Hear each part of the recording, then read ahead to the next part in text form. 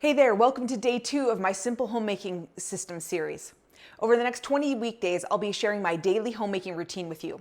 So real life, real messes, and real systems that help keep my home running smoothly while homeschooling and managing a big family. So each day I'll walk you through my daily rhythm, the core tasks I do every morning, and then the specific tasks for the day. And then how I wrap up my evenings so I wake up to a fresh start. My goal is to help you build simple, repeatable systems that take the stress out of homemaking. So no matter what day it is, there are a few core tasks I do every morning to keep my home running smoothly.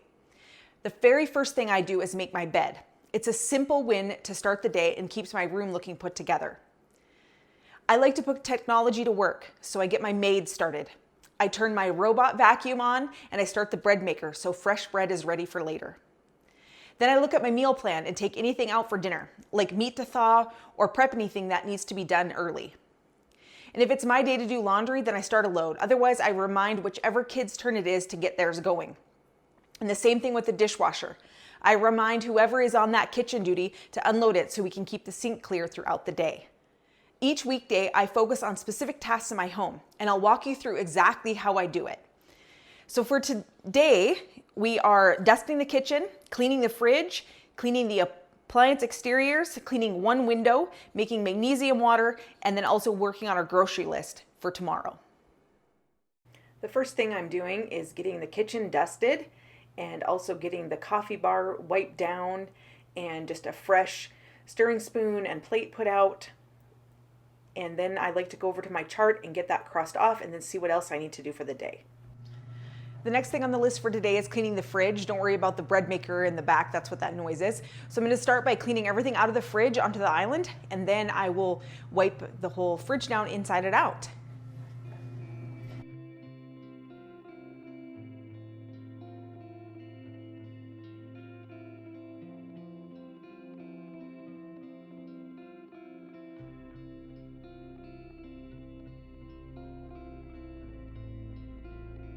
I've got some pretty stuck on stuff, so I'm going to use some Solumel just on a wet cloth a little bit.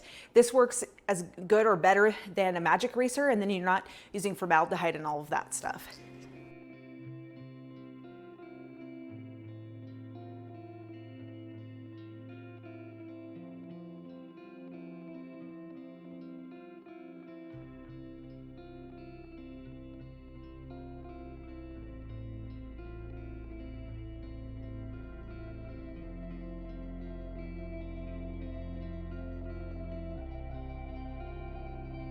So I don't have time to do it today, but when I do, more in the summer, or if I don't have a lot of school on a certain day, then I do take the time to pull the fridge out and clean behind it and underneath of it. So as long as I get to that a couple of times a year, I'm good with that. And then I just wanted to show you that the fridge is all, wiped out and clean. It's pretty bare, and I like to do this the day before I get groceries. And so now I can plan my grocery list and get groceries tomorrow and then fill it back up. Now I'm just going to do a quick clean of the exteriors of my appliances. So I'm going to dust the top of my fridge, and then I'm just going to use a little cleaner and a wet cloth and then a polishing cloth and just clean all the exteriors of the appliances.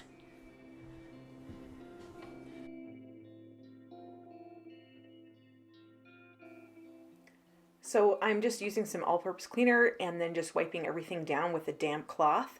And then I have a dry polishing cloth, and so I'm just doing that on the surfaces and the fronts of my refrigerator, the oven, and also the front of the dishwasher.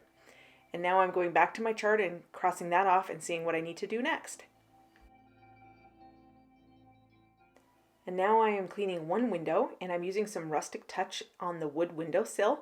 It's just kind of dirty from the winter, and so I'm just using an old toothbrush and a rag to clean up the windowsill with the rustic touch. And then I am just cleaning the glass of this one window. I cannot clean the outsides of the window right now because it's too cold and snowy, but I can do the inside, and I just focus on one window each week.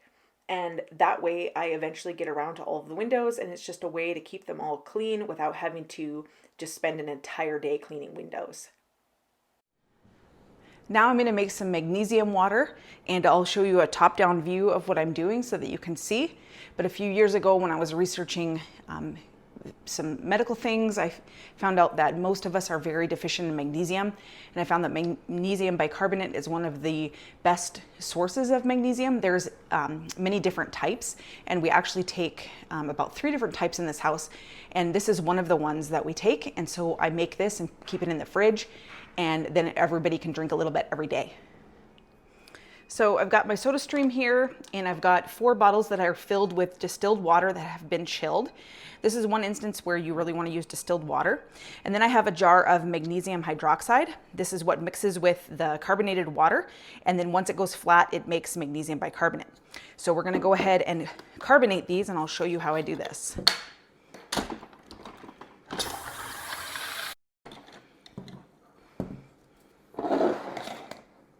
So this is just a half of teaspoon that I keep in here.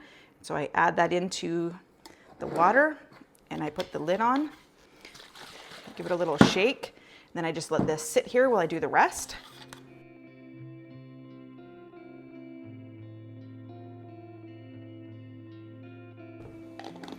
And then what I have here is some half-gallon canning jars. This is a good size for this, and you want these to be in glass.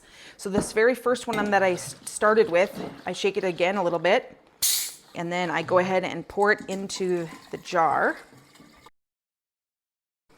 And then I have a lid here for it, but I'm not going to screw this lid on. I'm just going to set it on because I want these to actually go flat, which takes about 24 hours, and then they will be ready to drink. So now these will go in the fridge, they'll go flat in about 24 hours, and then we will drink anywhere from 2 to 4 ounces or so of this every day. And this is not medical advice at all, and this is just what I do. And so I just wanted to show you that that's why that is on that, so that I do that once a week. And if that's not something that you do, feel free to go ahead and remove that because the chart, you can customize it for your family. So now I'm just getting my grocery list ready for tomorrow. And so I've got this printed out already, and I'm gonna check through my stock and see what I'm short of. And then I'll check what kind of things are great deals at the stores that I'm going to tomorrow. And then I'll be ready to grab groceries and stock up. So by keeping my focus tasks simple and consistent, I don't have to spend hours deep cleaning. Instead, I maintain a tidy home a little bit at a time. Now, before I head to bed, I do a few key things to set up for a smooth morning. I sort the mail and papers. I take a couple of minutes to go through any incoming papers from our wall organizer. That way nothing piles up.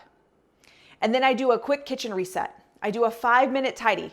I pick up anything left out, clear the counters, and make sure the sink is empty. Then I load and start the dishwasher if needed.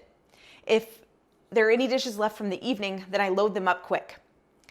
And then I wipe down the counters as needed. And a quick wipe down, it just keeps the kitchen feeling fresh and tidy for the next day.